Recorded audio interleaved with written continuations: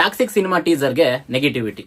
ಕಾರಣ ಬಂದ್ಬಿಟ್ಟು ಆ ಕಾರಲ್ಲಿ ಬರುವಂತಹ ಒಂದು ಸೀನ್ ಏನಿದೆ ಅದು ನಮಗೆ ಅಕ್ಸೆಪ್ಟ್ ಮಾಡ್ಕೊಳಕ್ ಆಗ್ತಿಲ್ಲ, ಅದು ನಮಗೆ ಡೈಜೆಸ್ಟ್ ಮಾಡ್ಕೊಳಕ್ ಆಗ್ತಿಲ್ಲ.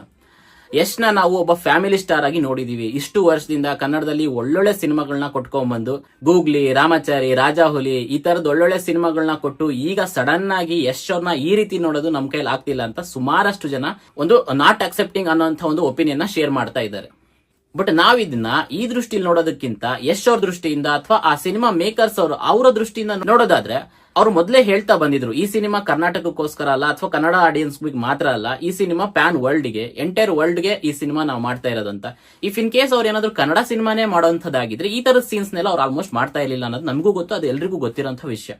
ಬಟ್ ಈಗ ಎಂಟೈರ್ ವರ್ಲ್ಡ್ ನ ತಿರುಗಿಸಬೇಕು ನಮ್ ಕಡೆ ಅಂತ ಹೇಳಿದ್ರೆ ಸಮಥಿಂಗ್ ಶುಡ್ ಬಿ ಯೂನಿಕ್ ಅಲ್ವಾ, ಅಂದ್ರೆ something should be never seen ಅಲ್ವಾ, ಅಂದ್ರೆ ಇದುವರೆಗೂ ನಾವು ಈ ತರದ್ ನೋಡೇ ಇಲ್ಲ ಅನ್ನೋಂಥದ್ದು.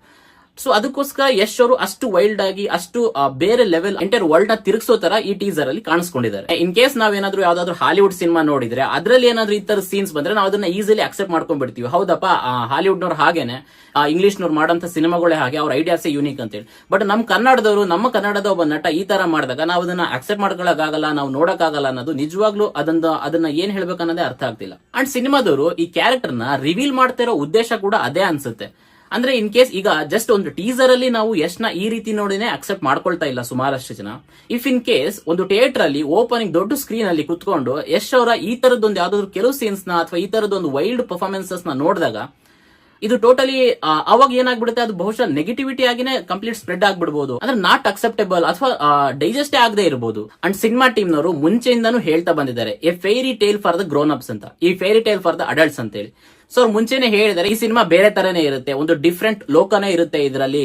ಸೊ ಆ ಲೋಕದ ಪ್ರಕಾರ ಯಶ್ ಅವರು ಸಮೇತ ಅವರ ಕ್ಯಾರೆಕ್ಟರ್ ನ ಅದೇ ತರ ಪ್ಲೇ ಮಾಡ್ತಾ ಇದ್ದಾರೆ. ಸೊ ನಾವು ಇದನ್ನ ಇದೇ ತರ ನೋಡಿ ಅದೇನಿದೆ ಅದೇ ತರ ನಾವು ಅದನ್ನ ಅಕ್ಸೆಪ್ಟ್ ಮಾಡ್ಕೊಂಡು ಯಶ್ ಅವರಿಗೆ ಸಪೋರ್ಟ್ ಮಾಡಬೇಕು, ಈ ಟಾಕ್ಸಿಕ್ ಸಿನಿಮಾಗೆ ಸಪೋರ್ಟ್ ಮಾಡಬೇಕೆ ಹೊರತು ಈ ತರ ನಮಗೆ ನೋಡಕ್ ಆಗ್ತಿಲ್ಲ ಅಥವಾ ನಮಗೆ ಡೈಜೆಸ್ಟ್ ಆಗ್ತಿಲ್ಲ ಅಥವಾ ನಾವು ಅದನ್ನ ಅಕ್ಸೆಪ್ಟ್ ಮಾಡ್ಕೊಳ್ಳಲ್ಲ ಅಂತ ಹೇಳಿದ್ರೆ ಅದು ನಮ್ಮ ಕರ್ನಾಟಕಕ್ಕೆ, ನಮ್ಮ ಕನ್ನಡಕ್ಕೆ, ನಮ್ಮ ಸ್ಯಾಂಡಲ್ವುಡ್ಗೆ ಒಂದು ದೊಡ್ಡ ಲಾಸ್ ಆಗುತ್ತೆ ಅನ್ನೋದು ಮಾತ್ರ 100%